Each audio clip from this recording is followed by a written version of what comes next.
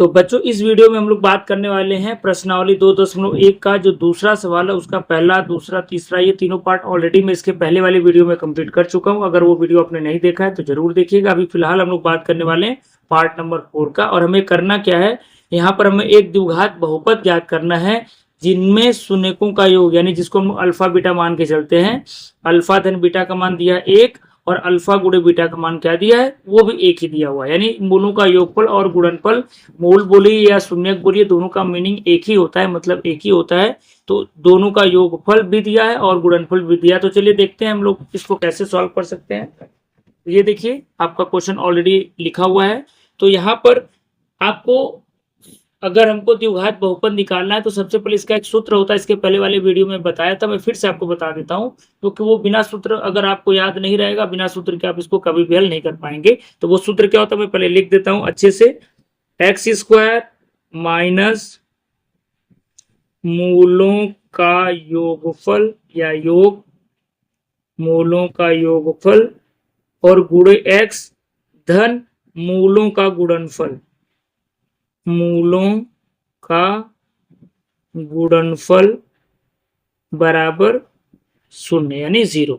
इसी में अगर एक मूल हम लोग अल्फा मान के चले और दूसरा मूल को बीटा मान के चले, क्योंकि यहाँ पर अल्फा बीटा से रिप्रेजेंट किया जाता है, हम लोग लिख सकते हैं एक्स स्क्वायर माइनस अल्फा धन बीटा गुणे एक्स धन अल्फा गुणे बीटा बराबर क्या हो जाएगा आपका 0। तो इस सवाल में चूंकि मूलों का योगफल और गुणनफल दिया गया है, इसका मतलब बच्चों क्या हुआ कि अल्फा धन बीटा का मान आपका 1 है और यहाँ पर अल्फा गुणे बीटा का भी मान कितना है, 1 ही है। तो अल्फा धन बीटा, अल्फा गुणे बीटा दोनों का मान 1 ही है। तो इन दोनों का मान चलिए हम लोग यहाँ पर रखते हैं। तो क्या मिलेगा, एक्स स्क्वायर माइनस मूलों का योग, यानी मूलों का योग कितना रखना है 1 और गुणे एक्स है तो एक्स हो जाएगा, धन मूलों का गुणनफल वो आपका भी 1 है तो 1 और बराबर कितना हो जाएगा 0। अब 1 अगर आप एक्स में गुणा करते हो तो एक्स ही आएगा। तो आपका आंसर फाइनल क्या मिला है, एक्स स्क्वायर माइनस एक्स धन 1 बराबर 0। इस तरीके से ये आपका फाइनल आंसर हो गया और ये इसका पूरा सॉल्यूशन हो गया। अब हम लोग बात करते हैं नेक्स्ट पार्ट का, जो कि पार्ट नंबर 5 है। तो चलिए 5th वाले पार्ट में आपका क्या दिया है बच्चों, यहाँ पर देखें तो अल्फा धन बीटा का मान कितना दिया हुआ, ऋण 1/4 और अल्फा गुणे बीटा का मान कितना दिया गया 1/4। तो सबसे पहले हम लोग सूत्र लिख लेते हैं, एक्स स्क्वायर माइनस मूलों का योगफल गुणे एक्स धन मूलों का गुणनफल बराबर 0 यानी 0। अब आपको ये मान यहाँ रख देना है, एक्स स्क्वायर माइनस मूलों का योगफल कितना दिया है ऋण 1/4, तो आप यहाँ पर लिखोगे ऋण 1/4 गुणे एक्स धन मूलों का योगफल कितना दिया 1/4, तो आपको 1/4 लिखना, सॉरी मूलों का गुणनफल 1/4 दिया है और बराबर 0 हो गया। अब देखिए यहाँ पर 2 बार ऋण हो गया, तो आपको पता है कि जब ऋण का गुणा इवन बार यानी सम बार होता है तो धन हो जाता है, क्योंकि 2 बार यानी सम बार है। तो ऋण गुणे ऋण क्या हो जाएगा धन, ये बन जाएगा एक्स स्क्वायर धन 1/4 एक्स और धन 1/4 बराबर 0। अब चूंकि ये भिन्न में दिख रहा है तो आप लघुत्तम लेके हल कर लो।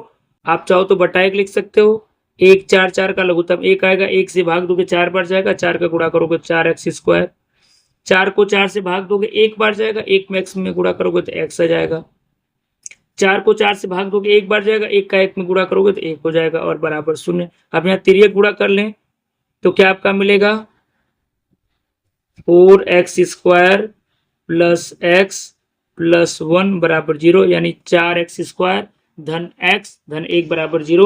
ये तो मैं पूरा प्रोसेस बता दिया। आप शॉर्ट में करना चाहो तो चूंकि इन दोनों को डिवाइडेड बाय 4 है तो सिर्फ यहाँ 4 का मल्टीप्लाई करके इन दोनों को यानी अंश को सेम लिख दोगे तो आपका उत्तर आ जाता है। मैं पूरा एकदम डिटेल में आपको बता दिया।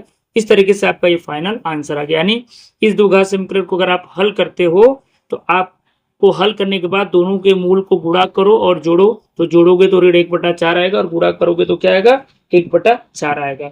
अब चलिए हम लोग नेक्स्ट पार्ट की तरफ बढ़ते हैं, जो कि पार्ट नंबर 6 है।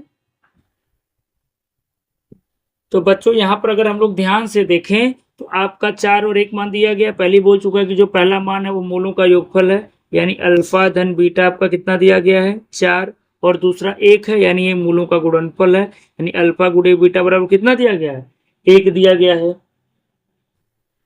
ठीक है, अब हम लोग क्या करते हैं आगे करते हैं। आगे कैसे करेंगे ध्यान से देखेंगे कि यहाँ पर सबसे पहले हम लोग सूत्र को यूज करेंगे, तो सूत्र हमारा क्या है, एक्स स्क्वायर माइनस मूलों का योगफल गुणे एक्स धन मूलों का गुणनफल बराबर कितना है, 0 है। अब ये मान आप यहाँ रख लीजिए, एक्स स्क्वायर माइनस मूलों का योगफल 4 है तो 4 लिख देना, और गुणे एक्स धन मूलों का गुणनफल 1 है तो आपको 1 रख देना है, बराबर 0 हो जाएगा। बस अभी तो यहाँ पर आपका भिन्न वगैरह में कुछ है नहीं, तो आपका ये फाइनल आंसर हो गया। आई होप ये वीडियो आपको पसंद आ रहा होगा, और आपको पसंद आया भी होगा। आप कमेंट करके जरूर बताइएगा कि हमारा ये वीडियो आपको कैसा लगा। अगर वीडियो पसंद आया हो तो वीडियो को लाइक करना है, और आपको चैनल को सब्सक्राइब करना है, ठीक है, ताकि नेक्स्ट वीडियो जब भी हम अपलोड करें आप तक आसानी से पहुंच जाए। इस वीडियो में इतना तक, नेक्स्ट वीडियो में मिलते हैं, तब तक के लिए थैंक यू सो मच।